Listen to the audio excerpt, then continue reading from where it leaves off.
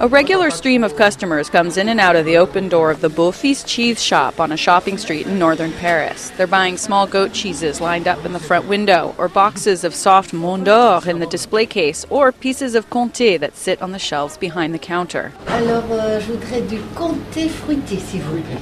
Christophe Le Soin has owned the shop for about a year, though he's worked here for 7. And while he sells cheese from Italy or Britain, this is really about French cheese. France has an astronomical number of cheeses. There are more than 1,000 kinds.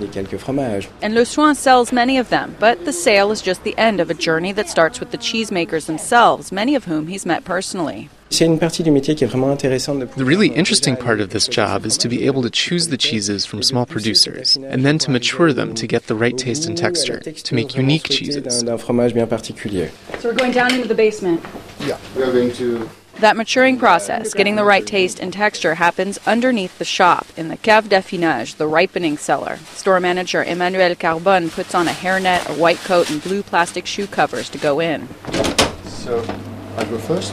He leads the way into what appears at first to be a walk-in freezer, except that inside it's not that cold. It smells like cheese. Yeah, for sure. It's a little bit of acidity and flora. That flora is why we're wearing the protective clothing. A fan circulates air whose temperature and humidity are carefully controlled to cultivate the flora, the unique bacteria that will age the cheeses here, arranged on wooden shelves. It's mainly big cheeses, like Comté, Fribourg, Tom, used milk cheese, and then Camembert and Pont-l'Évêque, and a few blue cheese. Carbon and Le Soin pick out these cheeses themselves. Many of them have been aged by the producers and are delivered ready to be sold. They're just stored in the cellar. But some cheeses are actually ripened here, left to age for days or even weeks. Producers may not be able to deliver exactly what we are expecting. This is when we can act by making them more or less creamy, more or less dry.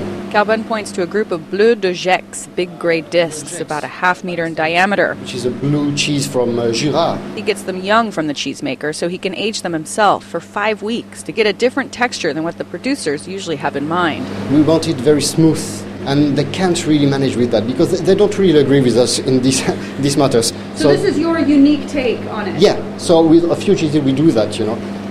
While an in-store ripening cellar is pretty uniquely French, not every French cheese shop has one. And Carbon says that doesn't mean they're not good. We are not going to say, oh, if you don't have a cellar, you know, you're not a fromager. That's wrong. If you don't have that, you can work very, very closely with producers as well, and it works.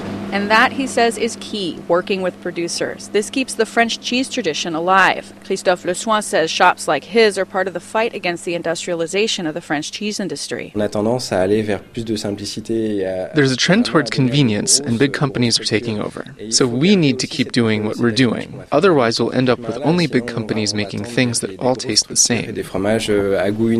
You can understand all the global system with cheese. It's a picture of what happened, about globalization and everything, you know. For Emmanuel Carbon, cheesemaking is a kind of activism. It's a way to resist, because it's traditional and real things. Back in the shop, there isn't so much a sense of resistance, but when a woman asks to buy a Saint-Nectaire cheese, she's told there isn't any, it's not the right season.